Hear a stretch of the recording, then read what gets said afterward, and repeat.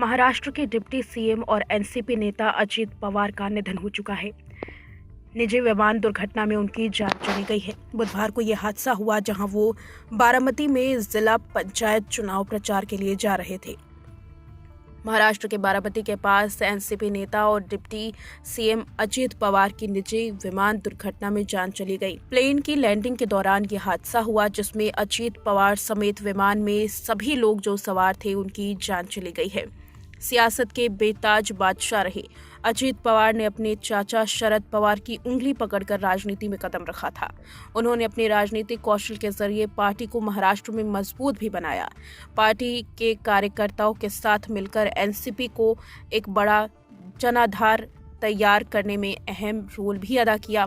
लेकिन साल 2022 में शरद पवार से अलग अपनी राजनीतिक लकीर खींची और बीजेपी में शामिल होकर के सरकार बनाई।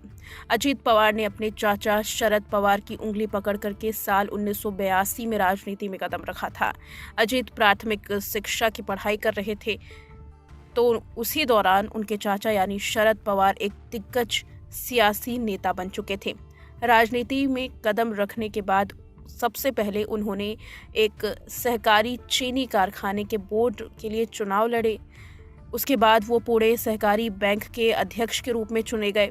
वो 16 सालों तक इसी पद पर काबिज रहे। साल 1991 में पहली बार बारामती संसदीय क्षेत्र से लोकसभा चुनाव उन्होंने लड़ा, लेकिन बाद में उन्होंने ये सीट अपने चाचा शरद पवार के लिए खाली कर दी। इसके बाद शरद पवार केंद्र में पीवी नरसिम्हा राव सरकार में रक्षा मंत्री बने। यहीं से शरद पवार केंद्र की राजनीति में खुद को सक्रिय करते हुए चले गए और अजित पवार महाराष्ट्र की सियासत की कमान संभालने में जुट गए। उसके बाद अजित पवार ने कभी पीछे मुड़कर नहीं देखा। उनके निधन के बाद लगातार सियासी जगत में शोक की लहर है। तमाम नेता उन्हें श्रद्धांजलि दे रहे हैं। इस वक्त अजित पवार के घर में मातम छाया हुआ है।